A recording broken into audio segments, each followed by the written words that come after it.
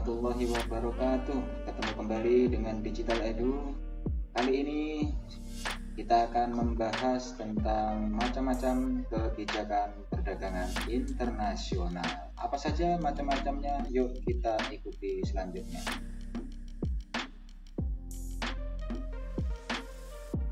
Nah, berikut ini adalah macam-macam kebijakan perdagangan internasional. Yang pertama adalah kebijakan ekspor dalam perdagangan internasional, dan yang kedua kebijakan impor dalam perdagangan internasional.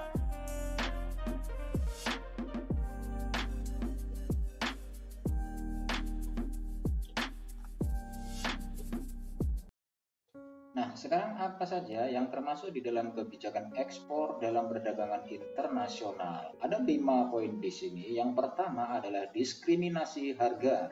Yang kedua, pemberian premi. Yang ketiga, dumping.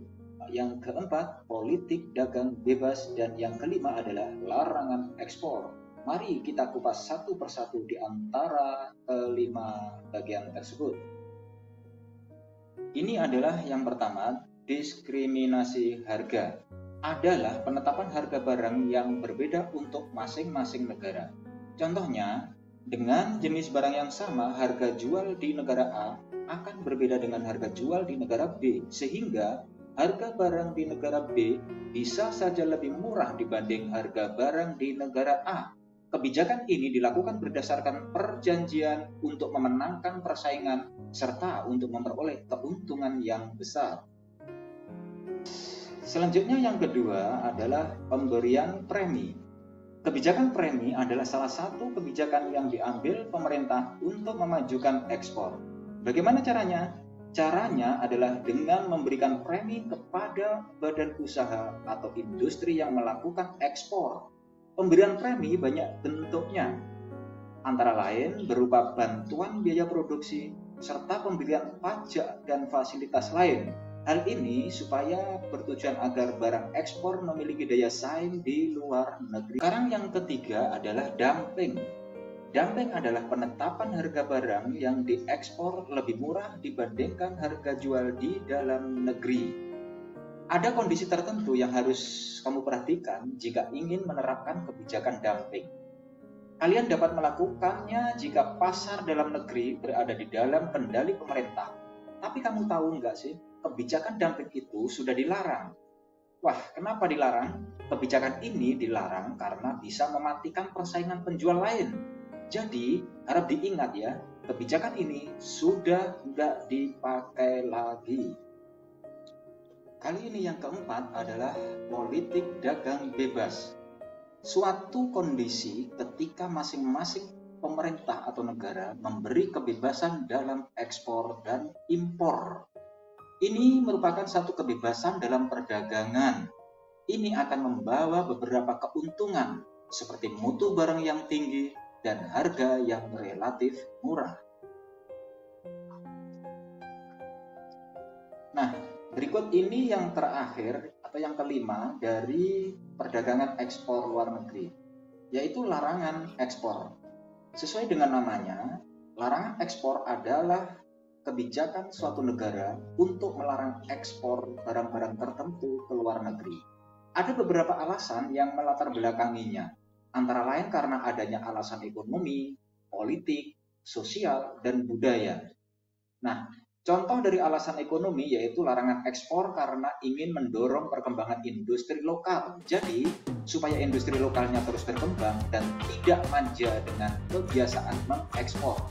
Kemudian contoh dari alasan politik adalah dilarangnya ekspor minyak bumi di negara Timur Tengah, misalnya Iran. Hal ini dikarenakan ada campur tangan politik dari PBB dan Amerika Serikat dalam bentuk embargo ekonomi. Terus kalau alasan sosial budaya contohnya apa? Nah, contoh dari alasan sosial budaya adalah larangan ekspor benda-benda bersejarah dan ekspor hewan-hewan yang dilindungi. Jangan sampai kalian terlibat dalam kegiatan perdagangan ini. Nah, itulah tadi sudah kita bahas tentang kebijakan ekspor dalam perdagangan internasional. Saatnya sekarang kita bahas tentang kebijakan impor dalam perdagangan internasional. Ada beberapa, ada 4 ya di sini. Di antaranya ada kuota, kemudian yang kedua tarif, subsidi, dan larangan impor. Mari kita kupas satu persatu. Ini yang pertama, tentang kuota. Kamu pernah mendengar istilah kuota? Pasti istilah kuota yang paling sering kamu dengar adalah kuota internet Anda tidak mencukupi, ya kan? Nah, kalau kuota dalam impor ini apa ya?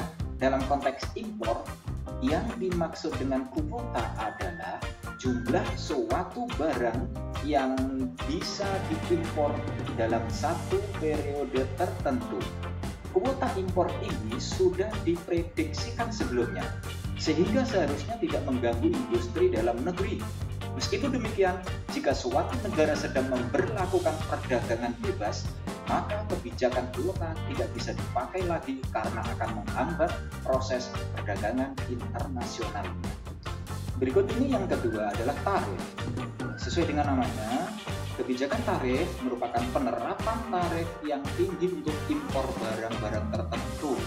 Ada sedikit perbedaan antara negara dengan sistem perdagangan bebas dan sistem perdagangan proteksi mengenai kebijakan tarif ini. Penganut perdagangan bebas akan mengenakan tarif yang rendah atas barang-barang impor. Sebaliknya, negara dengan sistem perdagangan proteksionis akan menetapkan tarif yang tinggi untuk barang impor. Selanjutnya yang ketiga adalah subsidi. Kebijakan subsidi adalah kebijakan yang bertujuan untuk menekan harga barang produksi lokal. Jadinya produk lokal bisa lebih murah dibanding produk impor. Jadi kamu pernah nggak sih belanja barang impor tapi harganya jauh lebih murah dibanding barang lokal? Aneh nggak sih rasanya? Kok bisa ya? Barang impor lebih murah dibanding barang lokal? Kamu pasti jadinya ingin beli barang impor terus kan? Nah, karena itulah ada yang namanya kebijakan subsidi. Nah, pembahasan kita yang terakhir adalah tentang larangan impor. Kebijakan larangan impor adalah kebijakan yang diberlakukan jika suatu negara diharuskan untuk menghemat devisanya. Selain itu, barang-barang yang dianggap berbahaya juga akan dikenakan kebijakan larangan impor. Jadi, kalian harus ingat bahwa tidak semua barang bisa diimpor. Itulah dia pembahasan tentang macam-macam kebijakan perdagangan internasional. Ternyata seru juga ya belajar mengenai kebijakan ekspor dan impor. Setelah kalian melihat video ini, semoga kalian bisa lebih bijak lagi dalam menentukan pilihan untuk berbelanja barang-barang impor maupun barang-barang lokal. Demikian pembahasan kita pada kali ini. Sekian, terima kasih. Wassalamualaikum warahmatullahi wabarakatuh. Salam sejahtera, salam digital edu, dan semangat belajar.